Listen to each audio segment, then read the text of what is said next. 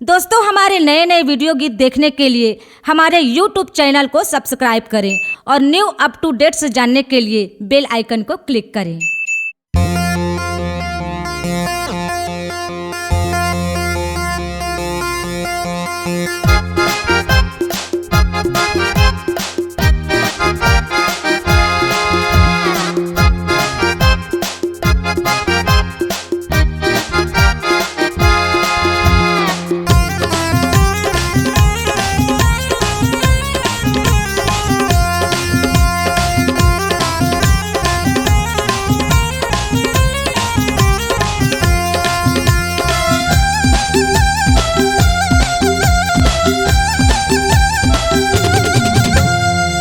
मिर्ची भजिया लखा के देख चूड़ी रे मजेदार हवे।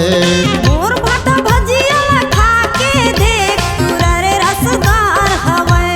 मोर मिर्ची भजिया लखा के देख चूड़ी रे मजेदार हवे।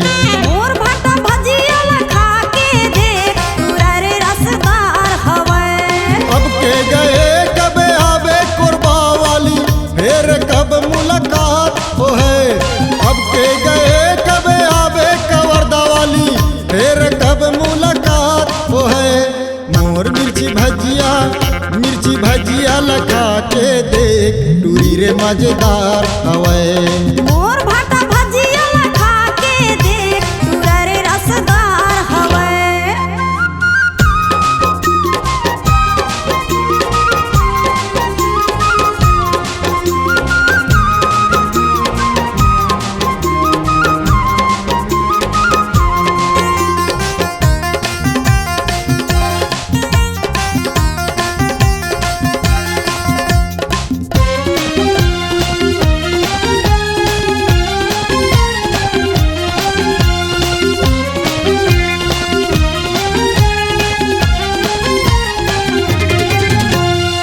दिला पकड़ के तडार मुँह भर बड़ा मजेदार है जीरा हो जाही तर।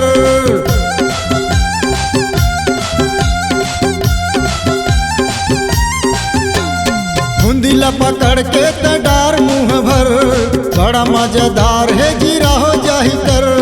बड़ा मजेदार है जीरा हो जाही तर। बड़ा मजेदार है जीरा हो जाही तर।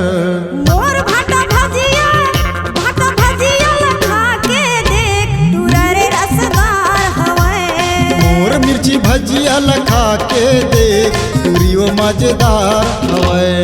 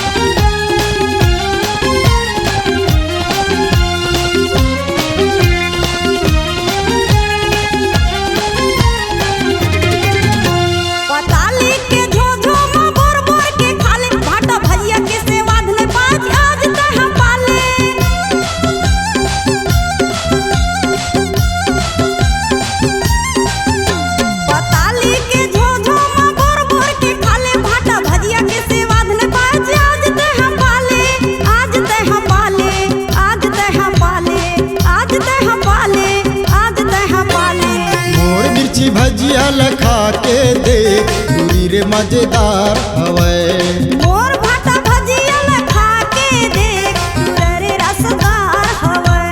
मोर मिर्ची भजिया लखा के देख चूड़ी रे मजेदार हवे।